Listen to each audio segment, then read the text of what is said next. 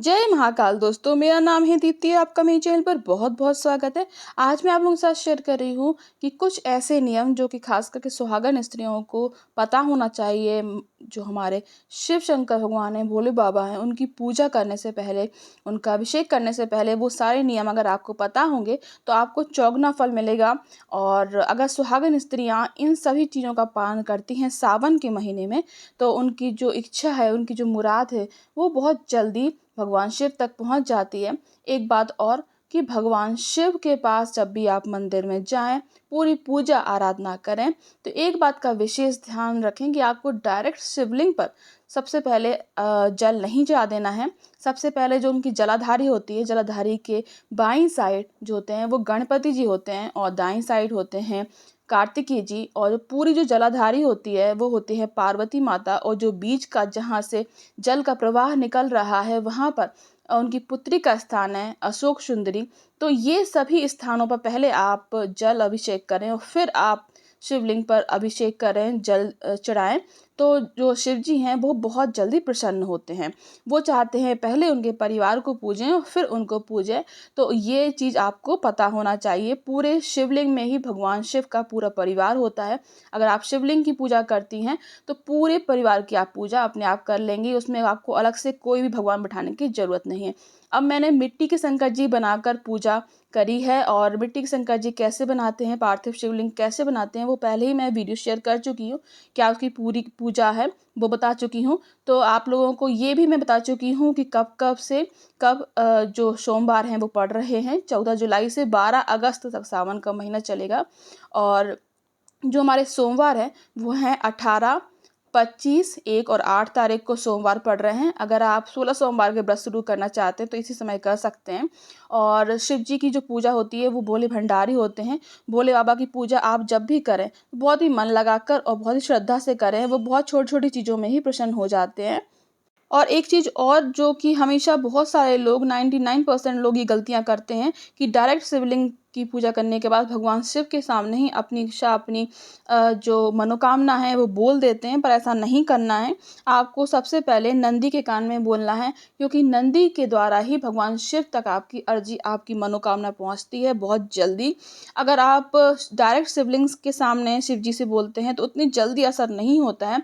ऐसे कहा जाता है कि अगर आप नंदी के कान में बोलते हैं अपनी इच्छा, तो वो सबसे पहले आपकी अर्जी भगवान शिव तक पहुंचा देते हैं। तो इसीलिए नंदी की पूजा करे बिना शिव जी कभी प्रसन्न नहीं होते हैं। इसलिए नंदी की पूजा भी अवश्य करें आप शिव जी की पूजा करने के साथ। तो जो पूरी पूजा है वो मैं आप लोगों के साथ शेयर कर चुकी हूँ। और शिव जी को जल कहे जाया जाता है, अगर आप सर्च करेंगे डायरेक्ट यूट्यूब पर तो आपको मिल जाएगी वो वीडियो। और महामृत्युंजय जाप का जो मंत्र का मतलब है वो भी मैं आपके साथ शेयर कर चुकी हूँ, तो वो भी आप देख सकते हैं। ये महाकाल बाबा हैं हमारे, तो आप लोग भी दर्शन कर लीजिए। और डायरेक्ट हमारे घर में आप कैसे पूजा करें वो भी मैंने आपके साथ शेयर करी है। और सावन के सोमवार में क्या क्या आपको करना चाहिए वो भी मैंने शेयर किए। तो वो सभी वीडियोज़ आपको मेरे चैनल पर मिल जाएंगी, तो आप देख सकते हैं। अब बात आती है कि सुहागन स्त्रियों को क्या क्या जो नियम है वो करना चाहिए। आजकल की लड़कियां, आजकल की सुहागन जो स्त्रियां हैं वो बहुत सारे श्रृंगार करना भूल गई हैं। पर ये श्रृंगार करे बिना आपकी पूजा मान्य नहीं होगी। खासकर सुहागन स्त्रियां अगर आप हैं तो आपको हरी चूड़ियाँ, हरी लाल चूड़ियाँ पहनना है, क्योंकि सावन के महीने में हरे रंग का बहुत महत्व होता है। तो हरी चूड़ियाँ, मेहंदी, साड़ी हरी, और पूरा श्रृंगार करके आप पूजा करने जरूर जाएं। इससे विशेष फल मिलेगा। भगवान शिव के साथ साथ माता पार्वती का भी आपको आशीर्वाद मिलेगा। तो हरी चूड़ियाँ का विशेष महत्व है। हरी चूड़ियों को आपको पहनना भी है, और सुहाग का सामान के साथ हरी चूड़ियों को आपको दान भी देना चाहिए किसी भी सुहागन स्त्रियों को।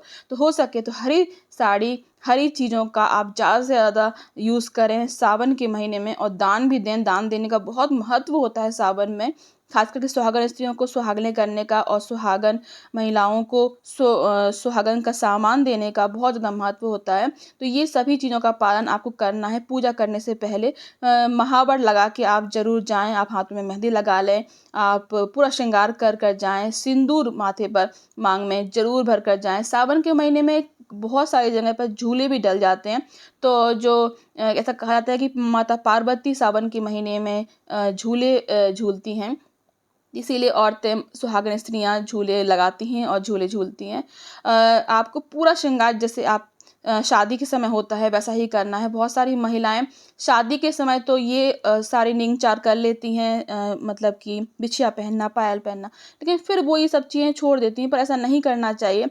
ये सभी चीज़ें आपके पति के भाग्य से जुड़ा होता है। पायल और बिछिया पहनना बहुत ज़्यादा शुभ होता है। पति की लंबी उम्र तो होती ही है, घर में भी सुख, शांति, समृद्धि रहती है और कभी भी आपके घर में दरिद्रता नहीं रहेगी, नेगेटिविटी नहीं रहेगी, वास्तु दोष कभी नहीं रहेगा।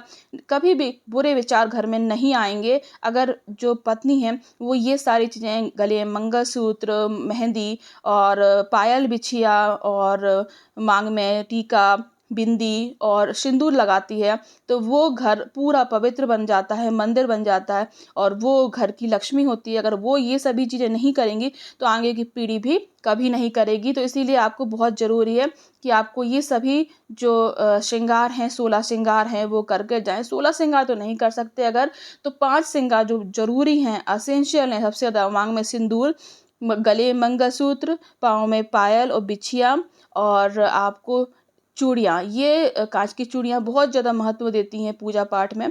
तो ये सभी निंग-चार करके ही आप पूजा करें, आपको पूरा फल मिलेगा, भगवान शिव और पार्वती का आशीर्वाद मिलेगा। तो आज का जो ये वीडियो मैं यही समाप्त करती हूँ, आशा करती हूँ आपको ये पसंद आया होगा। धन्यवाद।